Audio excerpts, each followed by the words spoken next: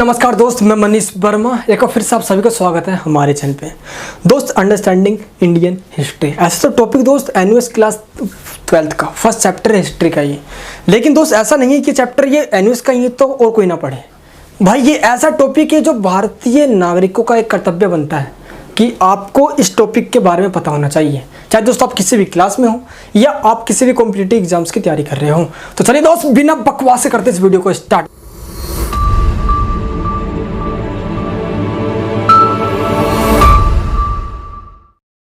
मैं बताना चाहता हूं कि सबसे पहले जब टॉपिक को आप कभी भी पढ़ना स्टार्ट करो या एग्जाम में लिखना स्टार्ट करो तो विद इंट्रोडक्शन एक यहाँ पे टॉपिक समझते हैं हम कि दोस्त कि हिस्ट्री का मतलब यहाँ पे हमारी पूरी दोस्त मानव इतिहास के अंदर और आजकल लोग ऐसा मानते भी हैं कि हिस्ट्री के अंदर लोग राजाओं और युद्धों के बारे में पढ़ते हैं, वॉर्स एंड किंग्स के बारे में पढ़ते हैं। बट दोस्त हिस्ट्री का मतलब तो होता है जो बीती हुई घटनाएं हैं। क्या मतलब होता है इसका? जो बीती हुई घटनाएं हैं उसी के बारे में जानना इतिहास कहलाता है। क्या? हिस्ट्री कहलाता है। जो पास्ट हमारे इवेंट्स हैं, जो भी इंसिडेंट हो चुके हैं वही हिस्ट्री कहलाता है। लेकिन दोस्त ऐसा मानना है कुछ लोगों का कि हिस्ट्री के अंदर तो हम सिर्फ वॉर और किंग्स के बारे में पढ़ते हैं, लेकिन दोस्त पास्ट इवेंट के अंदर तो हमारी इकोनॉमिकल सिस्टम भी आती है, कल्चरल सिस्टम भी आती है, सोसाइटी की सिस्टम भी आती है। तो ये सारे इन्फॉर्मेशन हमें जो इतिहासकार होते हैं, हिस्टोरियंस जो होते हैं मेरे दोस्त, वो सब हमें अलग अलग रिसोर्स से पता करके देते हैं। इससे पहले हम ये जानते हैं कि हिस्ट्री के भी दोस्त दो प्रकार होते हैं। There are 2 types of history.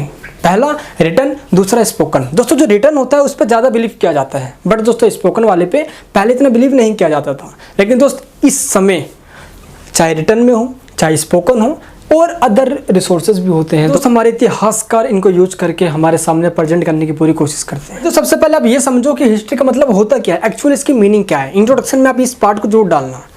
दोस्तों हिस्ट्री का मतलब इट वाज लाइक दिस और इट हैपेंड।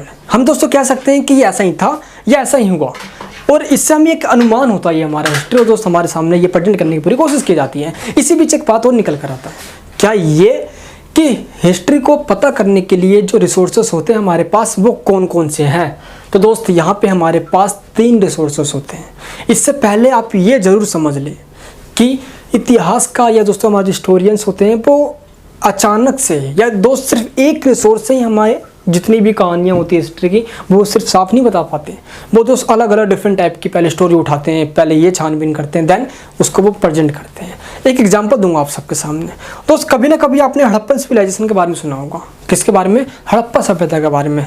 और दोस्त इस हड़प्पा सभ्यता को सबसे पहले 1826 में चार्ल्स मैसन के द्वारा, दोस्त सब कुछ देख सकते हो, वहाँ पे लिखा हुआ आ रहा होगा सब कुछ आपके सामने। क्योंकि दोस्त यहाँ पे थोड़ी बहुत दिक्कत उन बच्चों को जो ज़्यादा हिंदी मीडियम में है और यहाँ पे दोस्त इंग्लिश मीडियम में है। मैं कोशिश करूँगा दोनों के लिए। सब टाइटल्स मैंने आप सबके लिए लगाया भाई, पूरा यहाँ पे इंग्लिश में लिखा रहा होगा। तो दोस्त आप बात करते हैं एग्जाम्पल की। आपने कभी ना कभी तो हड़प्पा सभ्यता का नाम सुना होगा। वही हड़प्पा सभ्यता है जिसके बारे में सबसे पहले कब 1826 के अंदर चार्ल्स मैसन के द्वारा, दोस्त वेस्ट पंजाब के अंदर एक जगह का नाम है, और दोस्त उसी जगह पर जाके इन्होंने क्या किया, बड़े बड़े दीवारें देखी, बड़े बड़े वॉल्स, ईंट देखा, ये क्या बना पड़ा है यार। दोस्त सबसे पहले कह सकते हैं कि हड़प्पा सभ्यता के बारे में चार्ल्स मैसन ने बता तो दिया था लेकिन पूरी जानकारी नहीं दी थी। इसके बाद एक बंदा और आया, ठीक इसके 50 साल बाद, 1826 के बाद 50 साल लगभग, कब 50 साल दोस्तों आपका 1876 का हो गया। 1876 में दोस्त आया आपका कनिंघम, सर अलेक्जेंडर कनिंघम। ये बंदा अपने आप में कंफ्यूज था। इसने दोस्तों यहाँ के मोहरे के बारे में पता तो लगाया लेकिन ये नहीं बता पाया कि ये जो मोहरे हमें मिले हैं क्या ये एक्चुअल में हड़प्पा सभ्यता के भी हैं या नहीं है। लेकिन दोस्त इसके बाद जो बंदा आया वो था हमारा जॉन मार्शल, ठीक इसके 50 साल बाद। और इसके 50 साल बाद 1876 यानी कि 1876 से 50 ईयर आप ऐड कर लो, क्या हो गया भाई 1926 है ना दोस्तों। 1926 में जाकर अब भाई जॉन मार्शल ने इसके दोस्तों अवशेष हो गए, अब से मतलब जो पुरानी जितने भी हमारे गुड्स होते हैं उन सब के बारे में पता लगा के एक्चुअल रूप से जॉन मार्शल ने इसके बहुत जानकारी दी हमें हड़प्पा सभ्यता के बारे में। सर रियलिटी में तो भाई ये कहा जाता है कि हड़प्पा सभ्यता की खोज 1921 में किसके द्वारा, दयाराम साहनी के द्वारा खोज डिस्कवर किया गया था इसका। तो दोस्त ये सारी बात है इंट्रोडक्शन की। एक और एग्जाम्पल आपको देता हूँ क्योंकि इतिहास है भाई, ये इसको प्रूफ करना विद मतलब कि बहुत सारे एविडेंस के साथ बहुत कॉम्प्लिकेटेड होता है। एग्जाम्पल दोस्तों देता हूँ आपको महाभारत का मैं। महाभारत दो भाइयों के बीच एक युद्ध की कहानी है और इसी बीच एक इतिहासकार ये मानते हैं कि यह सच में हुआ भी था और कुछ ये मानते हैं कि ऐसा कुछ हुआ ही नहीं था। यानी कि दोस्त इतिहासकार भी आपस में इस एविडेंस को मतलब कि इसको प्रूव करने की कोशिश तो करते हैं, लेकिन ये दोस्त अपने आप में एक इतिहास बनकर रह जाता है जब हमें ये पता नहीं चलता कि ये घटना के पीछे जो रिसोर्सेस हैं क्या वो रियली में विश्वास लायक है भी नहीं है। तो दोस्तों इन तमाम तरह के जो मैंने आपको यहाँ पे बताया, तो ये इससे ये साबित होता है कि दोस्त पूरी हिस्ट्री जो है, पूरी जो इतिहास है वो इतिहासकारों के अनुमान पर आधारित है जो हम सबको बताया जाता है। इतने दोस्त हम ये समझते हैं कि ये सब बात रही इंट्रोडक्शन की। मैंने दोस्त यहाँ पे अभी बात करा हड़प्पा सभ्यता और दोस्त थोड़ा मैंने एग्जाम्पल दिया आपको यहाँ पे महाभारत और रामायण की। अब दोस्त हम रियली में बात करते हैं कि जो इतिहास है उसको जानने के साधन क्या क्या है। यानी दोस्त हम कह सकते हैं कि वो सोर्सेस कौन कौन से हैं, जैसे हम हिस्ट्री का या इतिहास का और भी एंशिएंट हिस्ट्री का रिकन्स्ट्रक्टिंग कर सकें, किस तरीके से कर सकते हैं। तो दोस्त यहाँ पे मेनली तो 3 सोर्सेस हैं इतिहास को जानने का। तो भाई आप इस स्क्रीन के ऊपर देख सकते हो यार, सबसे पहला जो आपका सोर्स है वो है लिटरेरी टूल्स, जिसके अंदर आपका लिटरेचर पार्ट आ जाता है। साहित्य कौन कौन से, जैसे वेदास हो गए हमारे, है ना, एंड टेक्स्ट हो गए, टेक्स्ट में मतलब सारी बुक्स वगैरह आ जाती है हमारी। एंड एपिक्स हो गए, एपिक्स मतलब महाकाव्य, रामायण एंड महाभारत। एंड आपका आता है नेक्स्ट सेकंड पॉइंट के अंदर आर्कियोलॉजिकल टूल्स, जिसके अंदर एंशिएंट क्या क्या आते हैं आपके, जैसे इंस्क्रिप्शंस आते हैं, कोइंस आते हैं, अभिलेख आते हैं, सिक्के आते हैं। उसके बाद दोस्तों आपका आता है स्टोरीज ऑफ फॉरेनर्स ट्रैवलर्स। यहाँ पे दोस्त ये थोड़ा इंपॉर्टेंट पॉइंट है इसके अंदर, जो विदेश से भारत में आए थे यात्रा करने के लिए, ट्रैवलिंग करने के लिए, और दोस्त इसी दौरान जो उन्होंने बुक्स लिखे उसको दोस्त ऐसे तो यात्रा वृत्तांत कहा जाता है। लेकिन इसके बावजूद दोस्त उन्होंने जो लिखा इसके अंदर वो वास्तव में भारतीय इतिहास के बारे में, इंडियन एंशिएंट हिस्ट्री के बारे में उन्होंने बहुत कुछ बताया। मैगस्थनीज हो गया, फाहियान हो गया, हैंडसांग हो गया, तो इनके बारे में हम जानेंगे भी कि इन्होंने क्या क्या कहा। तो सबसे पहले हमारे क्या क्या हो गए, साहित्यिक स्रोत, जिसमें दोस्तों हमारे लिटरेचर पार्ट आता है, बुक्स वगैरह आ जाता है ना। नेक्स्ट दोस्तों हमारा आता है वो आर्कियोलॉजिकल टूल्स वगैरह, जिसमें हमारे कोइंस आते हैं, है ना। एंड दोस्तों अभिलेख वगैरह आते हैं। अभिलेख मतलब आगे हम जानेंगे ये क्या क्या होता है। एंड दोस्तों आपका थर्ड पॉइंट में आता है जो फॉरेनर्स द्वारा जो भी बुक्स लिखी गई जब वो भारत के अंदर वो ट्रैवल करने के लिए आए हुए थे। तो ये 3 सोर्सेज मेन, एक एक करके बात करेंगे हम इन सब की पॉइंट्स के बारे में। और दोस्त मेनली बताऊं तो आपके एग्जाम्स में भी क्वेश्चन इस सोर्स पे उठ कर आता है, फर्स्ट, सेकंड या थर्ड। तीनों में से दोस्त कोई एक पूछेगा या तीनों में से दोस्त कोई 2 पूछेगा, बट पूरा नहीं पूछता है। एनयूएस क्लास 12th के अंदर स्पेशली बता रहा हूँ। बाकी मेरे दोस्त अगर आप कंपटीशन एग्जाम की प्रिपरेशन कर रहे हो तो भाई आपके लिए बहुत इंपॉर्टेंट है इन सभी पॉइंट्सों को डीपली कवर करना। बाकी दोस्त ये सारे नोट्स मेरे वेबसाइट पे अवेलेबल है, चाहे हिंदी मीडियम में हो या इंग्लिश मीडियम में हो। तो दोस्त जाके फटाफट देखें, लिंक इन डिस्क्रिप्शन बॉक्स। तो चलिए दोस्त अब बात करते हैं अपने हम फर्स्ट पॉइंट। तो सबसे पहले पॉइंट के अंदर बात करने वाले हैं हमारा जो है लिटरेचर पार्ट, साहित्यिक स्रोत कौन कौन से हमारे। इस साहित्यिक स्रोत को भी 2 भाग में बांटा गया है। पहला जो जिनका संबंध रिलीजन से होता है, धर्म से होता है, और जिनका संबंध धर्म से नहीं होता है, यानी कि नॉन रिलीजियस क्या लिटरेचर। हम इन दोनों के बारे में समझेंगे। तो चलिए एक एक करके हम समझते हैं इनके बारे में। सबसे पहले बात करते हैं हम अपना रिलीजियस लिटरेचर का, जिसमें आता है हमारा सबसे पहला पॉइंट वेद के बारे में। दोस्त ये सारे मैंने आपको जो शॉर्ट नोट्स में समझाने की पूरी कोशिश करी है ना। दोस्त वेद क्या है हमारा, जिसको ancient composition of India have been related to religion. Bharat के प्राचीन इतिहास के बारे में बताने वाला दोस्त सबसे मात्र एक ऐसा साधन है ये जिसको हम वेद के नाम से जानते हैं। और दोस्त वेद हमारे पास ओनली 4, सबसे पहला और पुराना है ऋग्वेद, देन दोस्तों आपका यजुर्वेद, सामवेद और अथर्ववेद आता है। लेकिन ऋग्वेद की दोस्तों रचना तो हड़प्पा सभ्यता से बहुत पहले कर ली गई थी, ये तो हम जानते हैं। लेकिन इस ऋग्वेद के द्वारा भारत के एंशिएंट हिस्ट्री की वो जानकारी मिलती है, क्योंकि इसके अंदर दोस्त प्रेयर्स वगैरह हैं, मंत्र है, प्रार्थनाएं हैं। इसके बाद दोस्त जो भी हमारे पास वेद हैं, जैसे कि मैं बात करता हूँ आपका यजुर्वेद हो गया, सामवेद हो गया, अथर्ववेद हो गया। दोस्तों इन तीनों के ही अंदर प्रेयर्स हैं, है ना, रिचुअल्स हैं, तो मंत्र वगैरह है।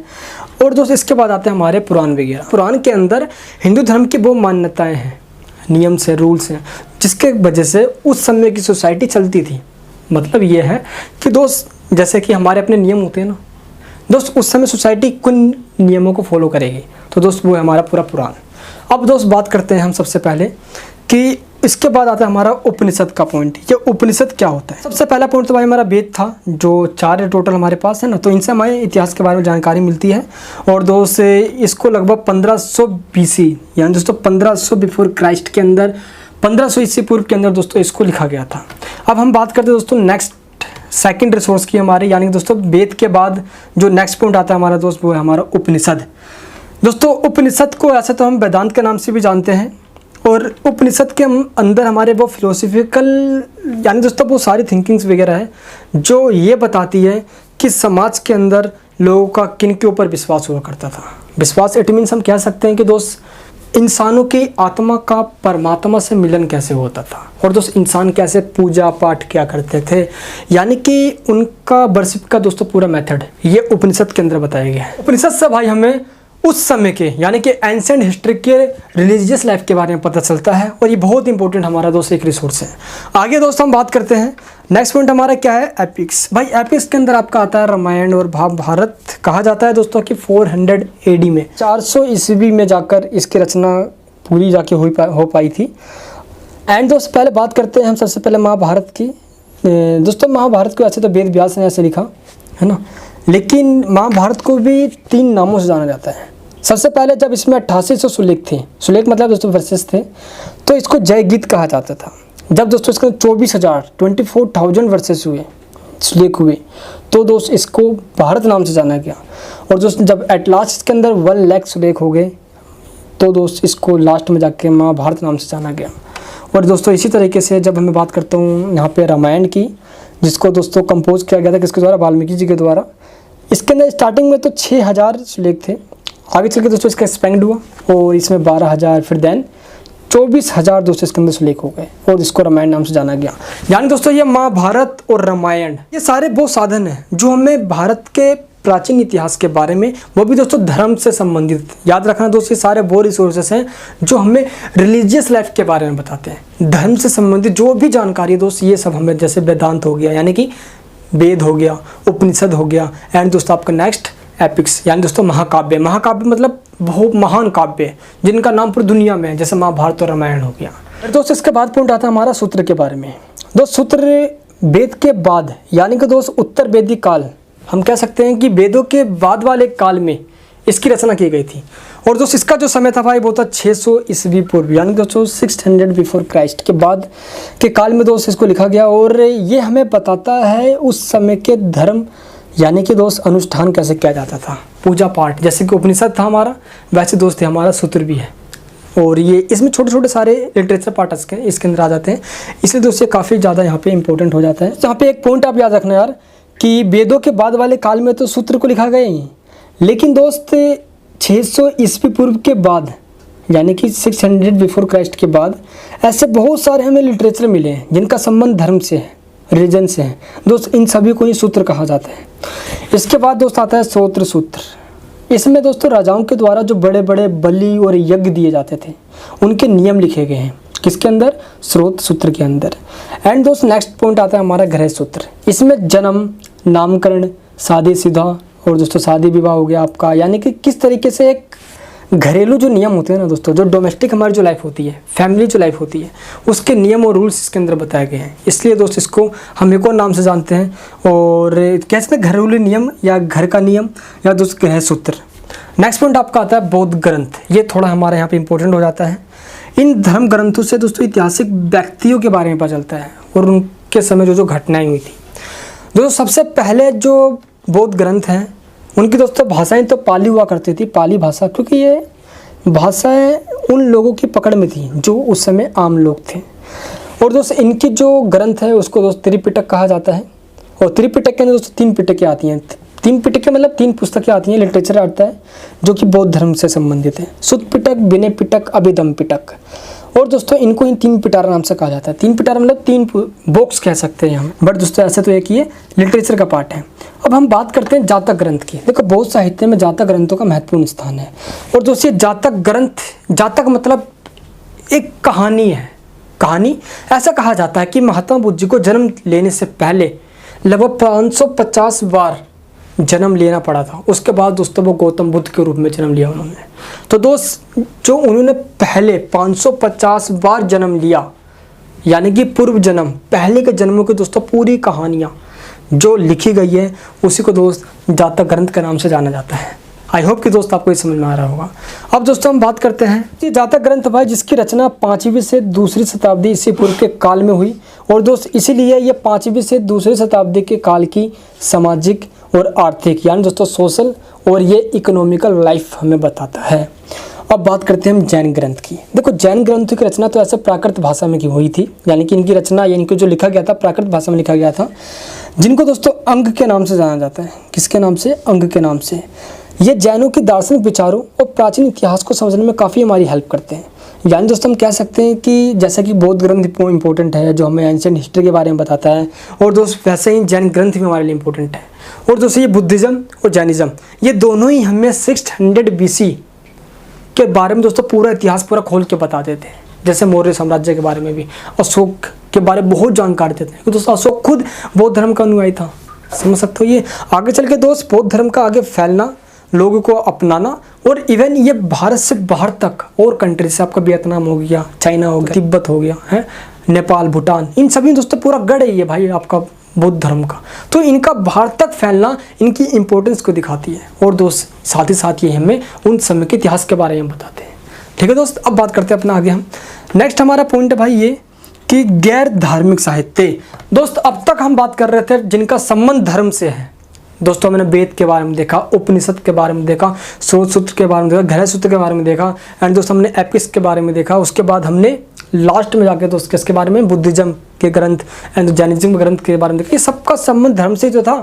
अब हम उन ग्रंथों या उन ऐसे सोर्सेज की बात करेंगे जिनका संबंध रिलीजन से नहीं दोस्त कुछ और से होगा, मतलब वो वस्तु टाइप में होगी, गुड्स के टाइप में होगी। जैसे दोस्त अब बात करेंगे हम ऐसे ग्रंथों की, ऐसे रचनाओं की जिनका संबंध धर्म से ना होकर पॉलिटिक्स, सोसाइटी, इकोनॉमिक इनसे होता है। दोस्त इसमें कौन कौन से रिसोर्सेस आते हैं? इनको हम नॉन लिटरेचर पार्ट कह सकते हैं, जिनका संबंध रिलीजन से बिल्कुल भी नहीं होता। अब हम बात करते हैं इनमें कौन कौन से पॉइंट आ सकते हैं हमारे। दोस्तों सबसे पहला पॉइंट इसके अंदर मनुस्मृति। दोस्तों ये भारत का पहला एकमात्र ऐसा ग्रंथ था जिनको अंग्रेजों ने दोस्तों ट्रांसलेट किया था, किसमें दोस्त? इंग्लिश में, और इसको दोस्त इंडियन पेनल कोड के अंदर जोड़ा।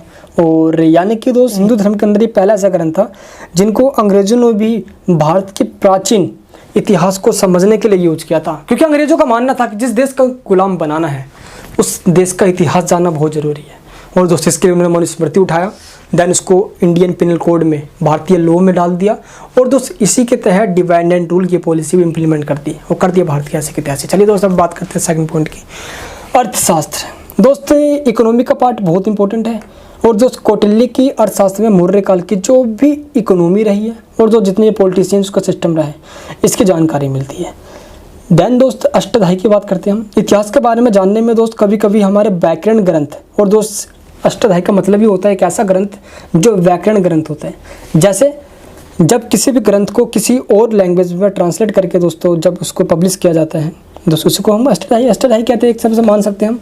लेकिन यहाँ पे सबसे बड़ी बात आती है, सबसे पहला जो व्याकरण ग्रंथ है जो काफ़ी इंपॉर्टेंट भी रहा, जो जिसकी रचना पाणिनि के द्वारा की गई थी, और इसका दोस्तों रचना काल 700 ईस्वी पूर्व माना जाता है दोस्तों, जिसको हम अष्टाध्यायी कहते हैं, है ना। लेकिन दोस्तों यहाँ पे अष्टाध्यायी तो पाणिनि ने लिखा, इसकी रचना करी।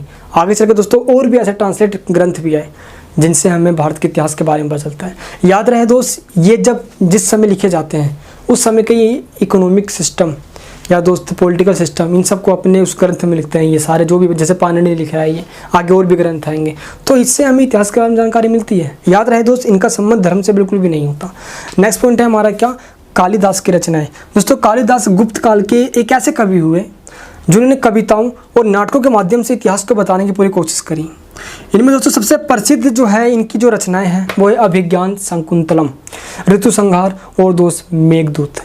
ये कुछ ऐसे फेमस दोस्त इनकी रचनाएं रही है जो हमें उस समय की सामाजिक और आर्थिक व्यवस्थाओं के बारे में बताती है, इकोनॉमिक एंड सोसाइटी के बारे में बताती है। नेक्स्ट पॉइंट यहाँ पे आता है कि राजतरंगिणी। राजतरंगिणी एक ऐसी ग्रंथ था जो हमें जम्मू कश्मीर के इतिहास के बारे में बताता है, जिसकी रचना कलहण ने करी थी 12वीं सदी में। कब? 12th सेंचुरी के अंदर, जो हमें जम्मू कश्मीर के इतिहास के बारे में बताता है, दोस्तों कश्मीर के इतिहास के बारे में बताता है मेनली। एंड नेक्स्ट पॉइंट हमारा आता है जीवनियाँ। दोस्तों जीवनियाँ का मतलब यहाँ पे देखो ऐसे लोगों की जीवनियों का मतलब होता है जो बायोग्राफी बताती है हमें। जैसे कि मान लो कि कोई फेमस पर्सन है, कोई फेमस राजा है, तो दोस्त उनके द्वारा, उनके कवियों के द्वारा दोस्तों जो रचनाएं लिखी जाती थी, जो जीवनियाँ लिखी जाती थी, ये हमें बायोग्राफी के रूप में उस राजा के बारे में बहुत जानकारी देता है। और दोस्त कोई भी जब बायोग्राफी लिख रहा होता है तो उस राजा के बारे में तो लिख रहा है, साथ साथ दोस्त वहाँ के सिस्टम के बारे में लिख रहा है, तो इससे हम कह सकते हैं कि वहाँ की जानकारी मिलती है हमें। बट दोस्त एक बात यहाँ पे दिक्कत है कि जब भी कोई राजा के बारे में कोई लिखता है तो दोस्त वो राजा का कभी अपना पर्सनल होता है, और दोस्त वो क्यों राजा की बुराई करना चाहेगा। दोस्त एक एग्जांपल देता हूँ मैं कि क्या फेयरनेस होती थी या नहीं होती थी। एक भाई ग्रंथ है हर्षचरित्र, जिसकी दोस्तों रचना बाणभट्ट ने करी थी, और इसके अंदर राजा हर्षवर्धन की बहुत प्रेजमेंट करी गई, बहुत तारीफें करी गई, और ये बताया तक नहीं गया कि वो बंदा किससे हारा भी नहीं हारा। और दोस्त एक राजा रहा पुलकेशिन द्वितीय, इसने अपने एक अभिलेख में ये बताया कि इसने हर्षवर्धन को हराया था। और दोस्त इससे ये साबित हो जाता है कि पुलकेशिन तो ये साबित किया अपने अभिलेखों के अंदर, दोस्तों ने रिसोर्स भी दिए, लेकिन दोस्तों बाणभट्ट ने हर्षचरित्र की रचना करते समय, उसको लिखते समय ये बात छुपा लिया कि दोस्तों हर्षवर्धन भी किसी से हारा था। आए तो समझ में। कहने का मतलब दोस्तों ये है कि जब कोई भी कवि अपने राजा के बारे में लिख रहा होता है तो वो उसकी वो नाकामियों को छुपा लेता है। आए तो समझ में। इसलिए ऐसा भी नहीं है कि हम इसको फिर छोड़ दें, है ना, जो बायोग्राफीज होते हैं उनको फिर हम पढ़े ही ना। इसके बावजूद दोस्तों ये हमें जानकारी जो देती है उस समय के सिस्टम के बारे में तो बताई देती है कम से कम भाई, इसलिए भाई काफ़ी इंपॉर्टेंट होता है। नेक्स्ट पॉइंट भाई हमारा आता है संगम लिटरेचर। दोस्तों संगम लिटरेचर भाई बहुत ज़्यादा इंपॉर्टेंट है, काफ़ी ज़्यादा बच्चे बहुत कन्फ्यूज होते हैं इसके बारे में। चलिए आज को आपको मैं बताता हूँ इसके बारे में। दोस्तों संगम साहित्य भारत के साउथ इंडिया के बारे में जानकारी देता है हमें। इसकी दोस्तों कंपोज की जो लैंग्वेज है भाई वो तमिल लैंग्वेज रही है, और सबसे बड़ी बात यह है कि इसकी रचना करी किसने। सबसे बड़ी दोस्तों बात यहाँ पे यही आता है, बहुत बच्चे कन्फ्यूजन में रहते हैं इसको लेकर। दोस्तों इसकी रचना एक समय में तो पहली बात तो हुई नहीं है, आपको पहले बता दूं, क्योंकि इसके रचयिता, इसको लिखने वाले वो या ऐसे कवि हुआ करते थे जो पहली सदी, मतलब दोस्तों जो फर्स्ट सेंचुरी से लेकर लगभग दोस्तों 4 शताब्दियों तक जो भी सम्मेलन होते दोस्तों, जो कॉन्फ्रेंस होते उनमें आते जाते रहते थे, और उसी समय दोस्तों इसकी रचना कर दी गई, इसको लिख दिया गया। फिर से दोस्तों आपको मैं कहना चाहूँगा दोस्तों फर्स्ट सेंचुरी में उसी समय दोस्तों लगभग 40 सालों के भीतर, 40 सालों के अंदर जो भी कॉन्फ्रेंस हुए, सम्मेलन हुए, उसमें दोस्तों सारे कवि आया करते थे, उन्होंने ही दोस्तों मिलकर इसकी रचना कर दी, और इसलिए इसको काफ़ी इंपॉर्टेंट भी माना गया। आगे चलकर दोस्तों हुआ ये कि 300 ईस्वी पूर्व में 300 दोस्तों बिफोर क्राइस्ट से लेकर 300 ईस्वी तक के दोस्तों ये दक्षिण भारत यानी कि साउथ इंडिया के दोस्तों ये सोसाइटी, इकोनॉमी एंड दोस्तों पॉलिटिकल सिस्टम के बारे में या पॉलिटिकल इतिहास के बारे में दोस्तों बताता है। तो दोस्तों हम कह सकते हैं कि संगम साहित्य साउथ इंडिया के दोस्तों 300 ईस्वी पूर्व से लेकर 300 ईस्वी तक के इतिहास के बारे में पूरा खोल कर बता देता है। और दोस्त ये साउथ इंडिया के बारे में मतलब कि पहला ऐसा ग्रंथ हुआ जिसने इतनी सारी जानकारी हमें दे दी। तो दोस्त ये थे आपके भाई पूरे रिसोर्स। दोस्तों आपका जो साहित्यिक रहा जिनका संबंध धर्म से है और जिनका संबंध धर्म से नहीं है, दोस्तों दोनों आपको मैंने बताया। जो सबसे फर्स्ट हमारे पॉइंट में आता है जो लिटरेचर पार्ट का है, आया तो समझ में। अब हम बात करते हैं नेक्स्ट का, और दोस्तों नेक्स्ट के अंदर हमारा आता है भाई पुरातात्विक साधन। और दोस्त पुरातात्विक साधन के अंदर वो ऐसे पॉइंट्स आते हैं जैसे हम कह सकते हैं कि आर्कियोलॉजिकल टूल्स। इसमें दोस्त आपका बहुत इंपॉर्टेंट रहेगा ये, क्योंकि इस पर एक अलग क्वेश्चन आपका बनकर आ जाता है। इंसानों के द्वारा जो यूज किया जाता था जो भी सामान, चाहे वो औजार हो, टूल्स हो, रिलीक्स हो, दोस्त इन्हीं सब को ही पुरातात्विक साधन कहा जाता है, या फिर दोस्त आर्कियोलॉजिकल टूल्स कहा जाता है। लेकिन इसके अंदर दोस्तों एक दो चीज़ नहीं आती, जैसे कॉइन्स वगैरह बहुत कुछ इसके अंदर आता है। तो एक एक करके दोस्त इन सभी रिसोर्सेज के बारे में जानेंगे जो हमें इतिहास के बारे में जानकारी देती है। तो चलिए दोस्त बात करते हैं हम। सबसे पहले हम बात करेंगे भाई यहाँ पे पॉइंट जो है हमारा, देखो इतिहास की जानकारी पुराने अवशेषों और वस्तुओं से मिलती है जिन्हें दोस्त पुरातत्व कहते हैं। इनके बारे में पता खुदाई में मिले दोस्तों जो भी रिलिक्स हैं या अवशेष हैं उनसे पता चलता है कि उस समय लोग क्या कार्य करते थे और उस समय के लोग दोस्तों क्या क्या यूज किया करते थे। इतिहास उससे कहा जाता है जिसका लिखित रूप में रिसोर्सेस अवेलेबल हो। बट याद रहे दोस्त, जब हड़प्पा सभ्यता से पहले वाले काल में लोगों को लिखना नहीं आता था, और उस समय के इतिहास को हम कैसे पता लगाए दोस्तों, हमने यहाँ पे ये जाना कि जब लिखा हुआ कोई भी बुक्स ना हो, कोई लिटरेचर ना हो, तो हम इतिहास के बारे में कैसे जानेंगे भाई। इतिहास के बारे में जानने के लिए तभी तो ये नेक्स्ट पॉइंट बनकर आ गया, आर्कियोलॉजिकल टूल्स। हम जानेंगे उन सामानों से, उन चीज़ों से जो उस समय के लोग अपने यूज़ में लाया करते थे, चाहे दोस्तों वो डेली लाइफ में या जो भी जैसे भी वो वट एवर कह सकता भाई, जैसे भी यूज़ में लाया करते थे। तो इस समय हम ये बात जानते हैं यहाँ सबसे पहले कि इतिहास का मतलब होता है ऐसे रिसोर्सेज जो लिखित रूप में रिटर्न में अवेलेबल हो। बट दोस्त जब रिटर्न में नहीं होता उसको दोस्तों हम आर्कियोलॉजिकल टूल्स के द्वारा पता लगाने की कोशिश करते हैं पुरातात्विक साधनों से। और इसका मतलब होता है पुरातात्व यानी कि पुरानी वस्तुएं दोस्तों, जो भी एंशेंट रूप में कमोडिटीज थी, गुड्स थी, जो यूज किया जाता था, टूल्स वगैरह, उनसे दोस्तों हम पता लगाते हैं। अब दोस्तों हम एक एक करके बात करते हैं कि इसमें कौन कौन सा है, कैसा नहीं है ना। देखो जब लिखने की कला का विकास नहीं हुआ था तो उस समय के इतिहास की जानकारी हमें इन्हीं साधनों से मिलती है। दोस्तों भारत में 2500 ईस्वी पूर्व में सिंधु घाटी काल यानी कि दोस्त हड़प्पा सभ्यता का काल में लिखने की कला का शुरुआत तो हो गया था, ये हम सब जानते हैं। क्योंकि दोस्त इसकी लिपि को आज तक पढ़ा नहीं गया है, क्योंकि दोस्त इसको इससे भाई ये हाथ कौन सा भाई आपका है, लेफ्ट से राइट लिखा जाता था। और दोस्त हम जो लिखते हैं वो राइट से लेफ्ट लिखते हैं, हड़प्पा की लिपि है ना। लेकिन दोस्त लिखते तो थे लोग, आप ये लिपि देख सकते हो है ना। और भाई ये भाषा क्या है, आज तक इसको नहीं पढ़ पाया। सबसे पहले पढ़ने वाली भाषा या दोस्तों लिपि ब्राह्मी लिपि थी, जिसको दोस्त 1837 में जेम्स प्रिसिम्प के द्वारा पढ़ा गया था। और दोस्तों इसी से भारतीय भाषाओं का विकास हुआ, डेवलपमेंट हुआ। तो चलिए दोस्त आगे देखते हैं अपने सारे पॉइंट्स और कौन कौन से हैं। तो सबसे पहले खुदाई में भारत में लगभग 7 लाख वर्ष पहले की जो लोग रहा करते थे उनके बारे में पता चला, प्लस वो क्या यूज करते थे उनके बारे में पता चला। दोस्तों हड़प्पा के स्थानों की खुदाई से हमें उनकी बस्तियों के बारे में पता चला, उनके निवास स्थान, उनका दोस्तों जो रेजिडेंट होता है, जो कहाँ पर रहते थे, कैसे रहते थे, इसके बारे में पता चला। तभी दोस्तों एक सुविकसित सभ्यता कहा जाता है भाई, कि बहुत सिस्टमेटिक वैसे पूरे गांव को बसाया गया था। भाई ये पॉइंट आता है कि हड़प्पा की खुदाई से वहाँ से जो मिट्टी है, हमें ये जानकारी मिली कि वहाँ के लोग बर्तन या औजार यानी कि मिट्टी के बर्तन कैसे बनाया करते थे, वो कौन से औजार यूज किया करते थे, एंड वो दोस्तों अनाज के रूप में क्या खाया करते थे, जैसे कि मांसाहारी या शाकाहारी कैसे हुआ करते थे। इन सब की जानकारी हमें मिली खुदाई के द्वारा है ना। जब वहाँ पे दोस्तों ये पता चला कि हड़प्पा सभ्यता के लोग भाई मांसाहारी भी थे है ना, मछली भी पकड़ते थे वो तो। एंड यह भी पता चलता है कि वे मिट्टी के किस प्रकार के बर्तनों औजारों का वो उपयोग करते हैं। नो डाउट पॉइंट है यार कि साउथ इंडिया में दोस्तों लोगों को जब वो मर जाया करते थे तो उनको मिट्टी के बर्तनों, औजारों या मन के मतलब मोतियाँ होती है भाई, इन कुछ महंगे वस्तुओं के द्वारा, कमोडिटीज़ के द्वारा उनको मरने के बाद दफना दिया जाता था उन वस्तुओं के साथ। और चारों तरफ दोस्तों क्या बड़े बड़े पत्थर रख दिए जाते थे, जिसको महापाषाण या दोस्तों क्या कहते हैं, मेगालिथ के नाम से जाना जाता है। आए तो समझ में? तो क्वेश्चन आ सकता है कि मेगालिथ किसे कहते हैं। आप ये कहोगे कि मरने के बाद डेड बॉडी को जमीन में गाड़ दिया जाता था महंगे वस्तुओं के साथ। केवल उस टाइप का हो, बंदा अमीर हो तो उसके साथ दफना दिया जाता था। उन कब्रों को ही दोस्त महापाषाण कहा जाता है या मेगालिथ के नाम से उनको जानते हैं, मेगालिथ। ठीक है, कब्रों में मिले जब खुदाई की गई तो इनमें जो भी हमें सामान मिले, इनसे हमें 3री शताब्दी ईस्वी पूर्व के दक्षिण भारत के इतिहास के बारे में पता चलता है। खुदाई में मिले अवशेषों के काल के बारे में पता रेडियो कार्बन या कार्बन 14 या C14 के द्वारा पता चलता है।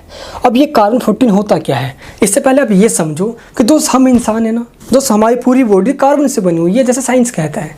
और यहाँ पे एक चीज़ समझो भाई आप ये कि जब इंसान या जीव दोस्त सारे जो ऑर्गेनिजम्स हैं हमारे एनिमल्स वगैरह हैं दोस्त, जब वो मर जाते हैं ना भाई, जितने भी ऑर्गेनिजम्स हैं, तो दोस्त उन सब की जो ये चमड़े हैं भाई, जो शरीर है ना, ये मिट्टी में चट्टानों में दोस्तों समा जाता है। कहने का मतलब ये उनमें शामिल हो जाता है। और दोस्त जब इतिहासकार इसको खुरच कर मतलब इनके अवशेषों को लेते हैं और जब ये पता करते हैं ना भाई कि ये किस काल का है, यानी कि दोस्त कार्बन 14 उन अवशेषों को, यानी कि कह सकते हैं कि उन सामानों की कार्बन के द्वारा ये पता किया जाता है कि ये किस समय का था। तो दोस्त कार्बन 14 किसी भी चीज़ के काल के बारे में, समय के बारे में पता लगाने के लिए यूज किया जाता है, उसके कार्बन को यूज कर है ना, कि ये कितना पुराना है और ये कितना नया है। ठीक है दोस्त, अब बात करते हैं अपने नेक्स्ट पॉइंट की। दोस्तों मौसम और वनस्पतियों के बारे में या इनके इतिहास के बारे में हमें पौधों के अंशों से पता चलता है। इसी आधार पर यह अनुमान लगाया जाता है कि लगभग 6000 से 7000 ईस्वी पूर्व के लगभग कश्मीर और राजस्थान में खेती भी हुआ करती थी। यानी कि दोस्तों हम कह सकते हैं कि पहले के लोग भी खेती करना जानते थे। इसलिए दोस्त आज भी हमारा देश एग्रीकल्चर इंटेंसिव पे पूरा जी रहा है ना। चलिए दोस्तों बात करते हैं अपने हम नेक्स्ट पॉइंट की। नेक्स्ट पॉइंट दोस्तों हमारा बहुत ज़्यादा इंपॉर्टेंट है और इस पे क्वेश्चंस अलग से बनकर भी आ सकता है। मैंने दोस्तों ये सारा हम आर्कियोलॉजिकल टूल्स पढ़ रहे हैं, उनसे के अंदर सारे ये पॉइंट्स हमारे अभी चल रहे हैं। पॉइंट भाई क्या है हमारा नेक्स्ट पॉइंट? अभिलेख। अभिलेख कहते कैसे हैं? देखो पत्थर हो गया, धातु हो गया, पत्थर स्टोन्स, धातु मतलब जो भी मेटल्स यूज करते हैं, तो पत्थर, धातु या पकी हुई मिट्टी, तो कोई सॉलिड सरफेस हो उस पर खुरच कर जब कोई भी चीज़ लिखवा दिया जाता है उसको दोस्तों हम अभिलेख के नाम से जानते हैं। उसको दोस्तों हम मैन्युस्क्रिप्ट कहते हैं, या कह सकते हो स्क्रिप्ट कोई भी जब लिख दी जाती है पत्थर, धातु या पकी हुई मिट्टी के ऊपर, ठीक है, कोई सॉलिड चीज़ के ऊपर। दोस्तों अभिलेखों का जो भी अध्ययन करते हैं, जो भी इसकी स्टडी करते हैं, जो इसके बारे में बताते हैं दोस्त, उसको पूरा लेख विद्या के अंदर रखा जाता है। यानी दोस्तों पूरा लिपि शास्त्र कह सकते हो, है ना, एलियोग्राफी कह सकते हैं उसको, एपियोग्राफी कहते हैं उसको, है ना।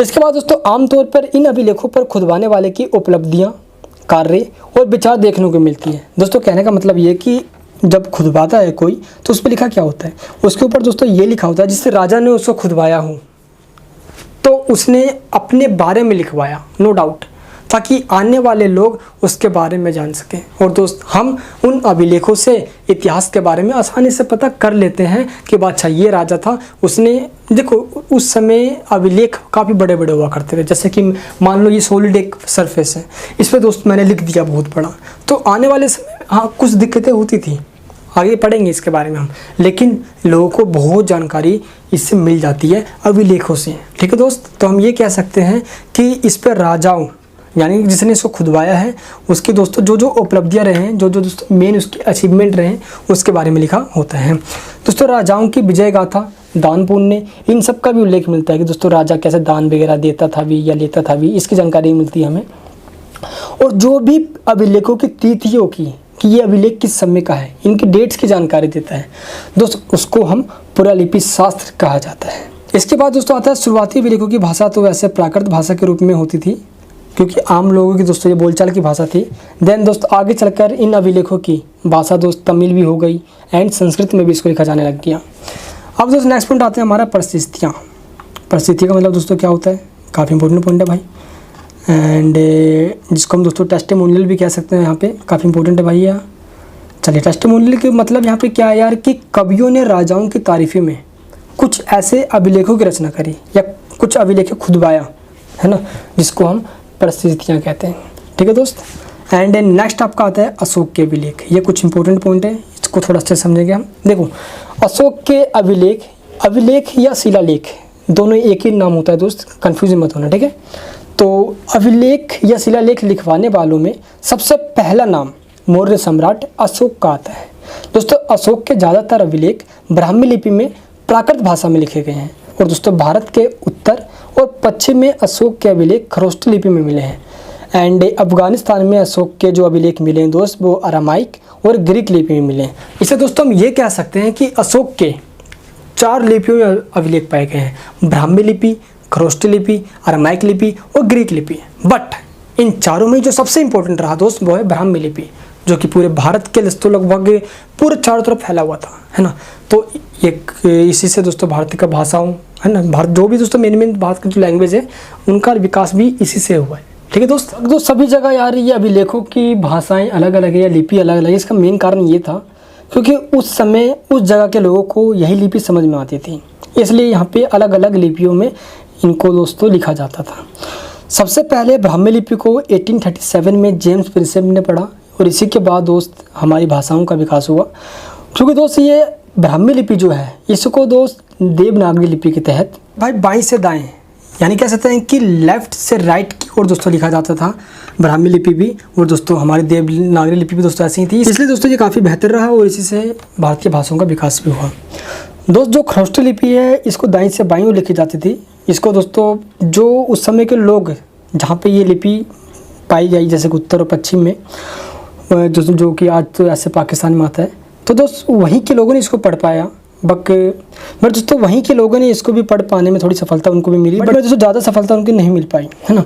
अशोक के अभिलेखों से हमें उनके धर्म और प्रशासन की जानकारी मिलती है, यानी कि दोस्तों रिलीजन की लाइफ के और जो वहाँ की एडमिनिस्ट्रेशन रही है उसके बारे में दोस्त जानकारी मिलती है। एंड पहली शताब्दी ईस्वी पूर्व में राजाओं ने भूमि का दान देने लग गए थे। इसकी जानकारी दोस्तों हमें मिलती है इससे। सबसे पहले दक्कन के सातवाहन राजाओं ने ऐसा दान शुरू कर दिया था। दोस्त साउथ के अंदर दक्कन दोस्तों महाराष्ट्र का पूरा पार्ट कवर करता है ये, कर्नाटक वगैरह दोस्तों महाराष्ट्र वगैरह इसके अंदर पूरा आ जाते थे। पहले वहाँ पे सातवाहन राजाओं का राज हुआ करता था, जिन्होंने सबसे पहले भारत के अंदर दान देने की प्रथा कस्टम शुरू करी थी। ताम्रपत्रों पर खुदे लेखों से इसकी जानकारी मिलती है हमें कि भाई सातवाहनों ने सबसे पहले दोस्तों दान देना शुरू करी थी। मगर इस प्रकार के लेखों को प्रमाण के तौर पर पूरी तरह से सही नहीं माना जा सकता। उदाहरण के लिए दोस्तों कहीं कहीं जो अभिलेखों के जो अक्षर हैं, जो वर्ड्स हैं दोस्तों, वो इतने हल्के रूप में खुदाए गए थे कि दोस्तों वो आज मिट चुके हैं, यानी वो आज अच्छे से दिखते भी नहीं हैं। तो हमें उस समय के इतिहास के बारे में पता लगाने में थोड़ी बहुत यहाँ पे दोस्तों बहुत मुश्किलों का दोस्तों सामना करना पड़ता है। और इसके अलावा कहीं कहीं दोस्तों लिखावट पूरी घिस चुकी है, अक्षर दोस्तों गायब हो चुके हैं, लुप्त हो चुके हैं। तो अब हमें उनके अर्थ को समझ पाना बहुत यहाँ पे दोस्तों कॉम्प्लिकेटेड सा हो जाता है। अब हम दोस्तों बात करते हैं कॉइन्स के बारे में, जो हमें इतिहास के बारे में दोस्तों बताते हैं। देखो दोस्तों, जो सिक्कों का अध्ययन करते हैं उन्हें मुद्रा शास्त्र कहा जाता है। क्या कहा जाता है दोस्तों? मुद्रा शास्त्र कहा जाता है।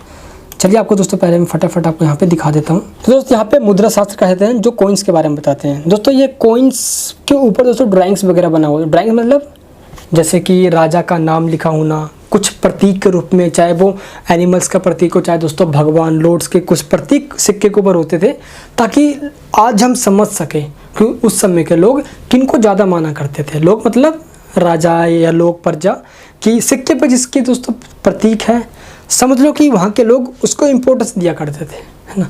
जैसे दोस्तों आज हमारे नोट पे का महात्मा गांधी की है, तो महात्मा गांधी हमारे लिए बहुत कुछ है। ऐसे ही दोस्तों उस समय भी सिक्के के ऊपर दोस्तों एक कहते हैं भगवान की या राजा की दोस्तों प्रतीक ही मिले हैं। राजाओं के दोस्तों नाम तक मिले हैं, जैसे दवान पिए, देवों के प्रिय, नाम तक लिखे मिले। और दोस्तों अशोक को इसे कैटेगरी में रखा जाता था। एंड दोस्त नेक्स्ट हमारा पॉइंट आता है ये, मोस्टली दोस्तों जो कॉइन्स थे वो कॉपर के थे या सिल्वर, गोल्ड या इन सब के दोस्तों बने हुआ करते थे। आगे चल के दोस्तों शीशे वगैरह में भी आ गए थे बनने दोस्तों, छपने स्टार्ट हो गए थे। एंड इसके बाद दोस्तों आपको ये बताना है कि प्राचीन सिक्के तो तांबे, चांदी, सोना, शीशा इन सब में तो ही थे। साथ ही दोस्त सबसे पहले के जो सिक्के के बारे में दोस्त कहा जाता है कि वो उनको पंचमार्क सिक्के कहा जाता है, आहत सिक्के, क्योंकि उनके ऊपर भारी चीज़ों से छाप दे दी जाती थी। यानी कि दोस्तों प्रतीक रूप में कहते हैं ना, स्टंप लगा दिया जाता था कि भाई ये हमारी प्रतीक है। 6ठी शताब्दी से पूर्व के बाद के सिक्के चांदी और तांबे के बने हुआ करते थे, है ना।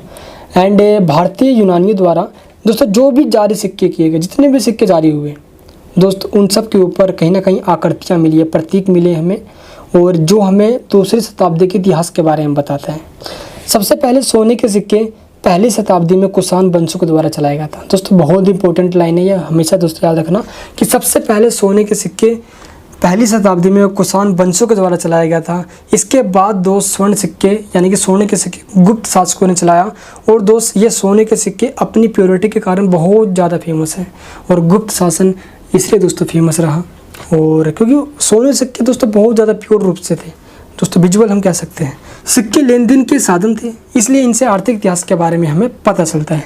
आगे चल के दोस्त सिक्कों की कमी हो गई थी, लेकिन सिक्कों पे दोस्तों जो राजाओं के नाम हैं, देवताओं के दोस्तों जो आकृतियाँ हैं, जो प्रतीक है, जो ड्राइंग्स हैं, उनसे हमें ये जानकारी मिलती है कि उस समय के राजा की सोच क्या थी और राजा किन चीज़ों पे इम्पोर्टेंस दिया करता था।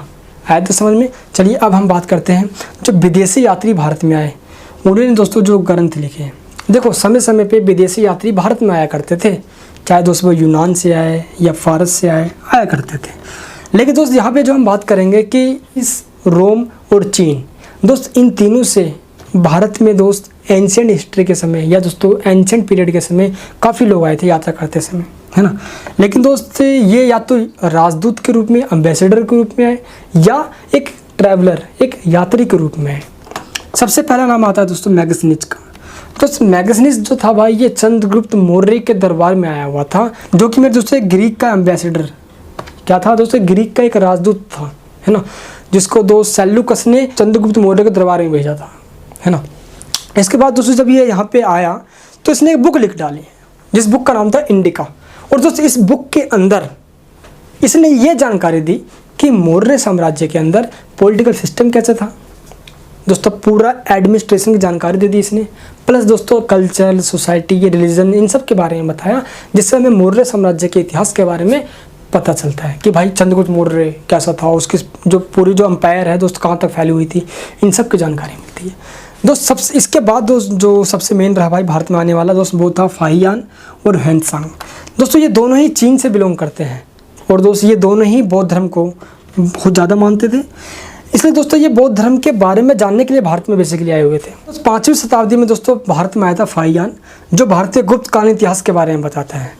एंड दोस्त 7वीं सेंचुरी यानी दोस्तों 7वीं शताब्दी में आया था ह्वेनसांग, जो राजा हर्षवर्धन के काल की जानकारी देता है। सबसे बड़ी बात ह्वेनसांग की ये है कि दोस्तों ये उस समय के बहुत प्रसिद्ध विश्वविद्यालय दोस्तों नालंदा विश्वविद्यालय, नालंदा भाई वहीं से मैं बिलोंग करता हूँ दोस्त, नालंदा विश्वविद्यालय के बारे में दोस्तों ह्वेनसांग बहुत जानकारी देता है कि ये उस समय बहुत प्रसिद्ध था। और दोस्तों उसी समय एक और विश्वविद्यालय, तक्षशिला विश्वविद्यालय दोस्तों, जहाँ पर विश्व के तमाम देशों से दोस्त लोग आया करते थे।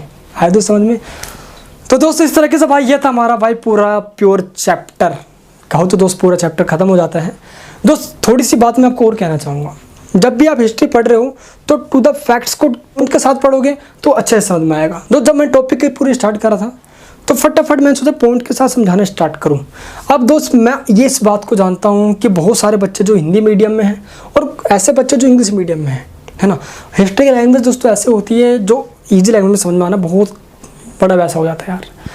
तो मैं आपको ये कहूँगा कि दोस्त दोनों ही दोस्तों इस टॉपिक की नोट्स आपको वीडियो का डिस्क्रिप्शन बॉक्स में मिल जाएगा, चाहे हिंदी मीडियम में हो या इंग्लिश मीडियम में हो। दोस्तों एक बार उस नोट्स को पढ़ ले और बाकी एक बार दोस्तों इस वीडियो को देख ले, सब क्लियर हो जाएगा। कोई डाउट होता है तो दोस्त नीचे मुझे कमेंट बॉक्स में बताएं। दोस्तों पसीने आ चुके हैं भाई अब, और इस पसीने का दोस्तों कमाल कुछ भी करो, लाइक बटन पर ठोक दो भाई, लाइक हल्का सा टच करोगे बस दोस्तों ब्लू हो जाएगा, कुछ नहीं जा रहा आपका, फटाफट ब्लू पानी कर दो, और दोस्तों लाल बटन को दबा के अपना सारा गुस्सा निकाल दो उसके ऊपर। जैसा मतलब ये कहते हैं हिस्ट्री भाई क्या है क्या नहीं है। चलिए दोस्त लास्ट में ये कहूँगा यार कि गोल्डन सीरीज अगर इस बोर्ड के अंदर पढ़ रहे हो आप तो दोस्तों गोल्डन सीरीज में ले लेना भाई फटाफट। इस वीडियो को दोस्तों अगर आप यूट्यूब पे देख रहे हो तो भाई लाइक करके मेरे उत्साह को बढ़ाना, नेक्स्ट वीडियो जल्द से जल्द लेके आऊँगा।